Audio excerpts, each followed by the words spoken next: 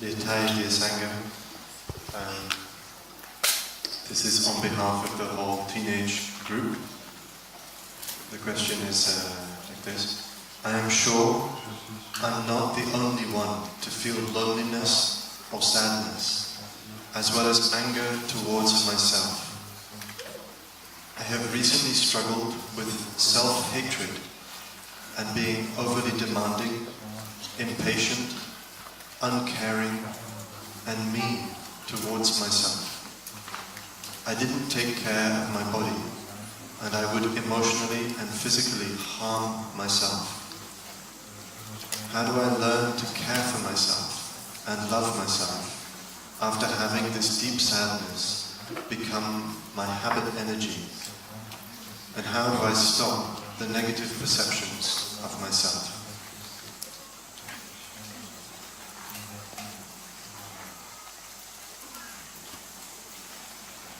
This question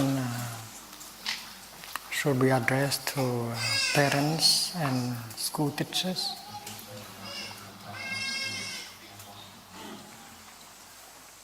And if parents and teachers have enough time, they will see that it is the environment that is responsible for the situation of the teenagers.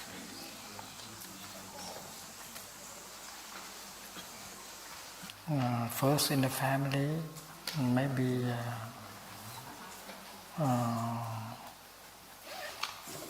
children do not have a chance to learn how to love themselves and to take care of themselves. If parents know how to love themselves and take care of themselves, and then children will naturally learn from them, because parents are a kind of teacher. So parents are responsible. Parents suffer and do not know how to handle their suffering. And parents suffer and make each other suffer. And that is, they create that kind of environment in family where the child is not nourished, where the child got a lot of wounds within themselves. And when they go to school, teachers cannot help them either, because teachers may be like parents. They have problems at home, and they bring their problems into school. At home they have difficulty with their children, and in school they have problem with their students, the kind of children also.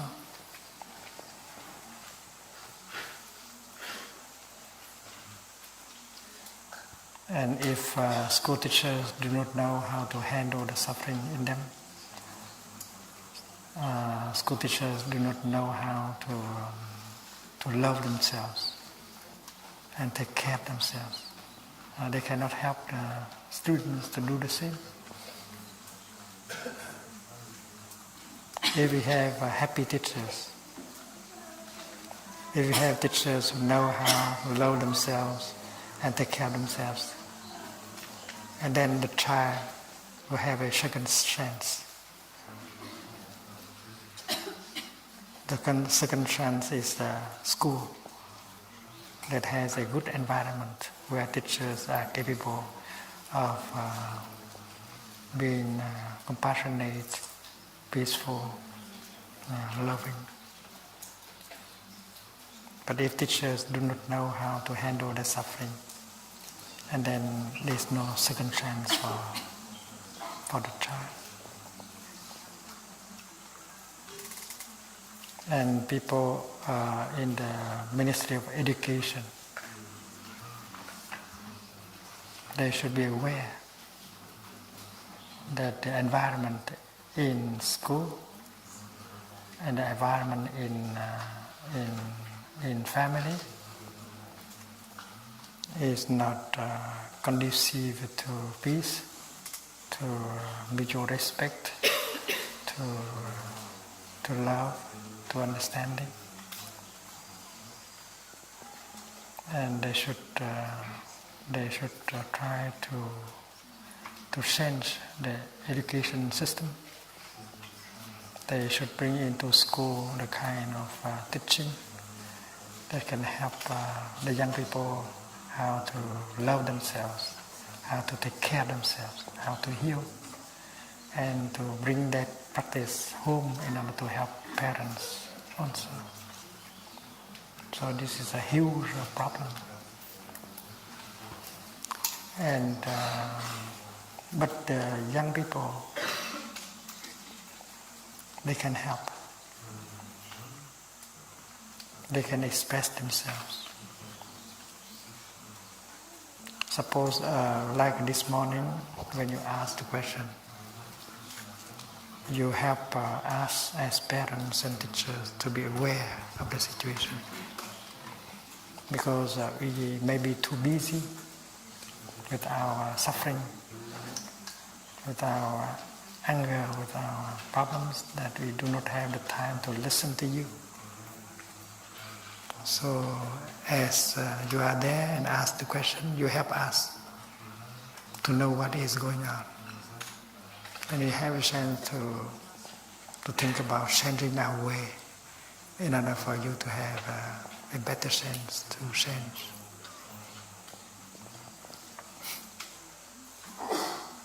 And in Plum Village we can offer that kind of teaching and practice that can help us take care of our body,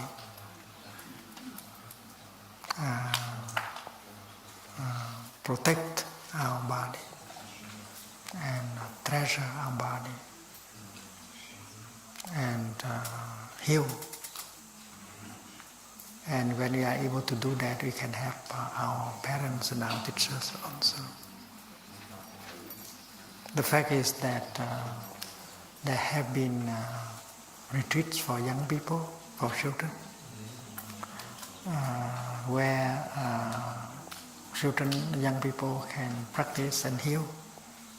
And after that they go home and help their parents and invite their parents to join a retreat and practice and heal. It has happened, these things have happened already in many places, and it begins with the practice of the children, the young people. So the young people should not feel helpless. There are things that can do in order to start changing the situation. And finally they will help teachers and parents to change also.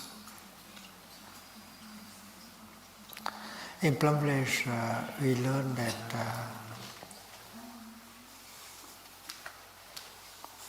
we have a body, and our body is a wonder. Our body is a masterpiece of the cosmos.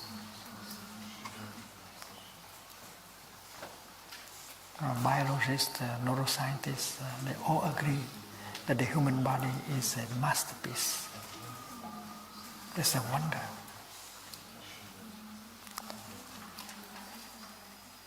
And we have to learn how to treasure, to protect, to preserve that masterpiece of the cosmos. And we also learn that this body has been transmitted to us by generations of ancestors. And our ancestors have not died. They are still alive in our body. So if we mistreat our body, we mistreat all our ancestors. Our parents are also in our body. and we are the continuation of our parents. So that is a kind of practice. We have to look again at our body and begin to respect it, begin to try to preserve it, to protect it.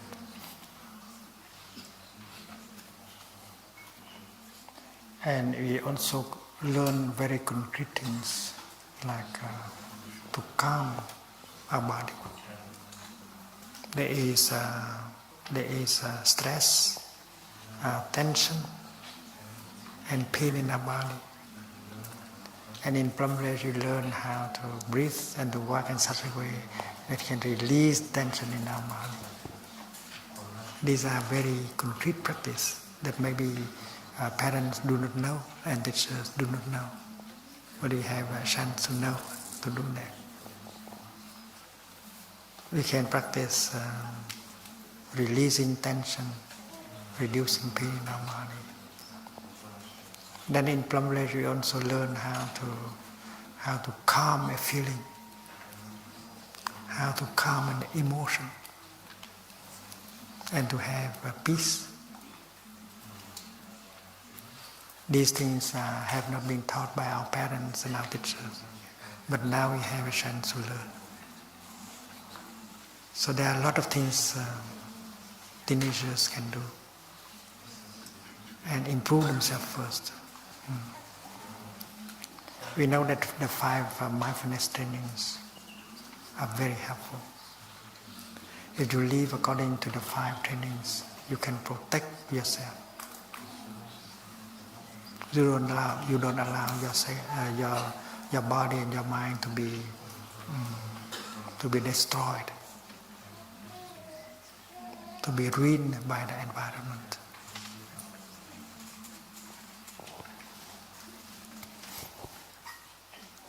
If you don't respect your body, and the other person will not respect your body. If you don't respect yourself, and they don't respect you, that is why you have to respect yourself first.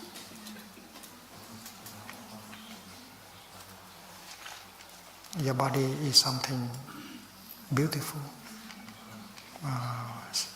sacred. This is a masterpiece of the cosmos. And it can be filled with peace and well-being and joy. And if we know the practice, we can help our body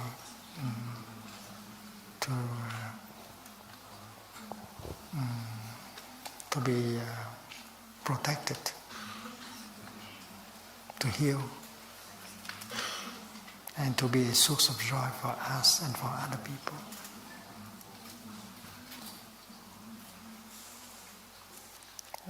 In Plumblage we learn how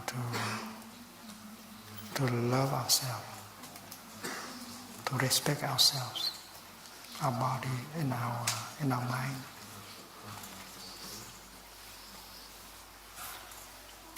And the 5 mindfulness trainings are very concrete practice in order to do so.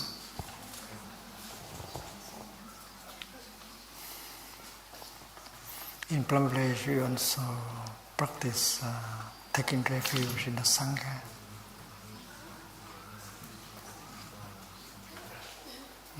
There is a group of people. There are individuals that know how to practice peace and joy. And each of us, as a teenager, should have a place like that in order to take refuge.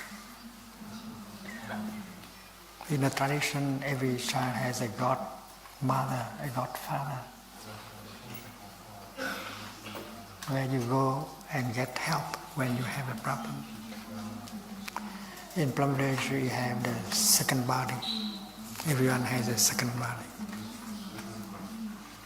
When you have a problem, you call him, you go to him or to her and ask for help. and that is a kind of guardian angel, very concrete. That can be a monk or a nun or an uncle or a friend who has a peace, solidity, freedom, joy.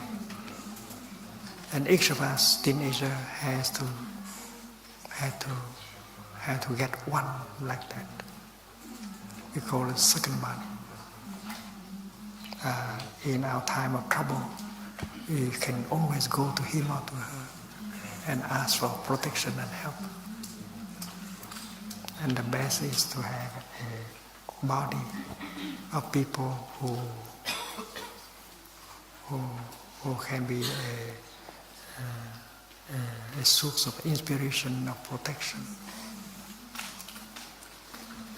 So teenagers can seek to belong to a group of people, to a sangha,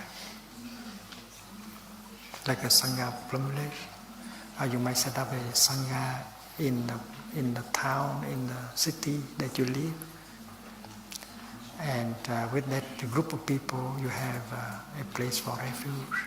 And every time you have a problem, you suffer, you are confused, you can go for refuge.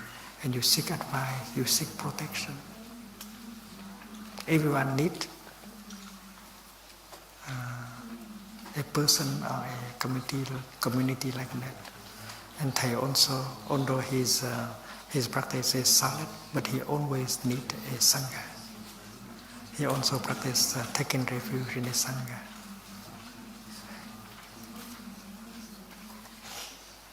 There are young people in Plum Village. There are monks and nuns, novices, under 20. And because they practice the trainings, the mindfulness trainings, they protect the body and the mind.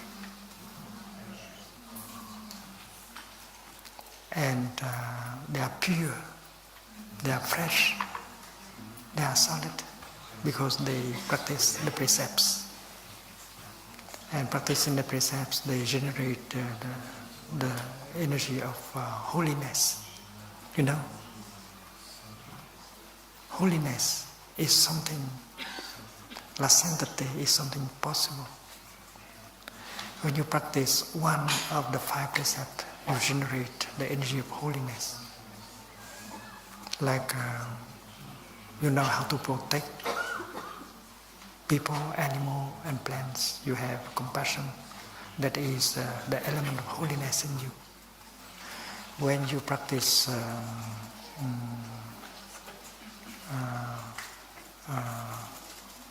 right speech and compassionate listening and help people to suffer less, and you generate the element of the energy of holiness in you. And the element of holiness is a kind of energy that can protect you. When you practice the 5th mindfulness training, you consume only the healthy products. You don't consume alcohol and drugs. You don't use marijuana, cocaine. You refrain from drinking alcohol. You keep your body healthy and sane. You practice, you generate the energy of holiness. So in Plum Village, I see very young monks and nuns and lay people at the age of my grandchildren, and yet they are capable of generating the energy of holiness, and I take refuge in them. That holiness generated by the practice of mindfulness and concentration and insight, so equivalent to the Holy Spirit in Christianity. And if you are protected by the Holy Spirit, and then your body, your mind is protected, and you have that kind of holiness, purity, peace, and joy, and you can heal very easily. It is the Holy Spirit that can heal you. It is the energy of holiness generated by the practice of the precepts of mindful walking, mindful sitting, mindful talking, mindful handling of your anger. It is that energy that can heal you. And to be holy is possible. And when you are sane, healthy, joyful, compassionate, you can help your parents, you can help your teachers. So organize yourself into groups of practitioners, supporting each other, practice healing and nourishment every day, and you get the healing that you need.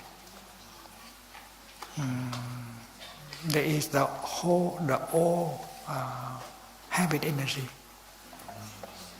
of letting go, of letting yourself be carried away by sensual pleasures, by anger, by fear, by hate, by despair. But now you can begin to create a new habit, energy, the habit energy of holiness, of peace, of mindfulness, of brotherhood and sisterhood, in order to heal us. This is possible with the teaching of the Buddha that you can find in Plum Village. Plum Village is a simple place. There's nothing fancy, but the environment is healthy. It's sane. There is a spirit of brotherhood, sisterhood.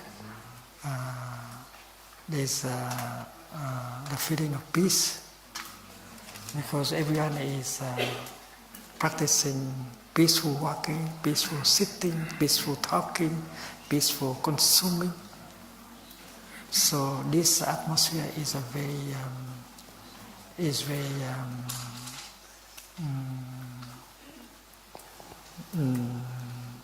conducive to healing. And you, young people, you can help create